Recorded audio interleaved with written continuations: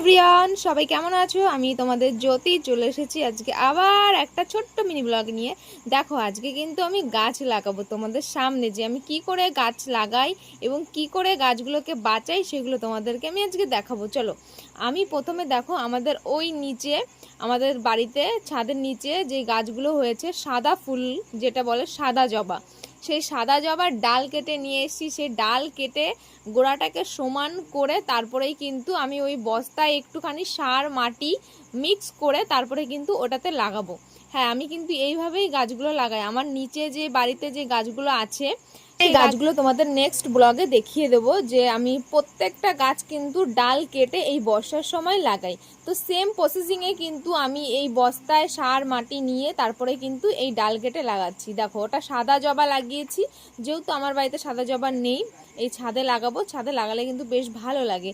আর এইদিকে দেখো, টগর গাছ নিয়ে এসেছিলাম, থোকা থোকা থোকা টগর ফুল যেটা হয় সেই ফুলের গাছের ডাল কিন্তু আমি আজকে নিয়ে এসেছি একটা বৌদিমণির বাড়ির থেকে, সেটাই কিন্তু আজকে লাগাবো। হ্যাঁ, তোমরা বলতে পারো যে গাছ লাগাচ্ছ তাহলে ডালপালাগুলো কেন কেটে দিচ্ছ না? ডালপালাগুলো এই কারণেই কাটছি না, কারণ ওরা নিজে থেকেই ঝরে যাবে, আমার ঝরানোর কি দরকার? হ্যাঁ, গাছটা একটু ভারী হয়ে যাবে সেটা বলছো তো, একদমই না।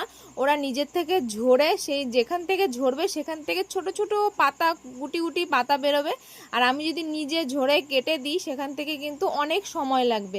এবার কত দিনে বেরিয়েছে না বেরিয়েছে তোমাদের এর নেক্সট ব্লগে অবশ্যই তোমাদের আপডেট দিয়ে দেবো।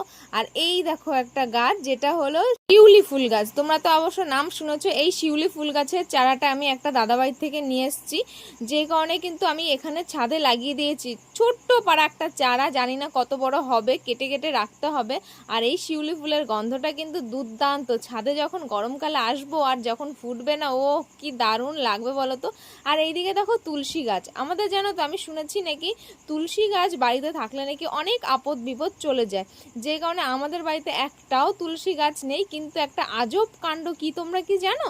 আমাদের বাড়িতে নেই, কিন্তু আমাদের রাস্তার পাশ দিয়ে কিন্তু খুব তুলসী গাছ হয়েছে। এই যে আমার ছাদে আছি আর নিচে যে একটা গলি আছে, ওই গলির পাশ দিয়ে কিন্তু প্রচুর তুলসী গাছের চারা হয়েছে। সেখান থেকেই কিন্তু আমি 3টে চারা নিয়ে এসেছি লাগাবো বলে। এবার তোমরাও যদি তোমাদের বাড়িতে না থাকে অবশ্যই কিন্তু তুলসী গাছ ছাদে লাগিও, কিংবা বাড়ি থাকলে বাড়িতে লাগিও। অনেক আপদ বিপদ কিন্তু কেটে যায়। এখানে আমি একটা লাগাবো, 3টে টপে 3টে তুলসী গাছ লাগাবো। এর নেক্সট ব্লগে তোমাদের দেখিয়ে দেবো যে সেই তুলসী গাছগুলো, এই তুলসী গাছগুলো কতটা বড় হয়ে গেছে। তো তোমরা যদি দেখতে চাও নেক্সট ব্লগে আমি অবশ্যই দেখিয়ে দেব। আর তোমাদের এই ভিডিওটা তোমাদের কেমন লেগেছে অবশ্যই কিন্তু কমেন্ট করে জানিও। আরও অনেক অনেক ভিডিও তোমাদের সামনে নিয়ে আসবো, কারণ আমাদের নতুন ছাদ হয়েছে। নতুন ছাদে আমার প্ল্যান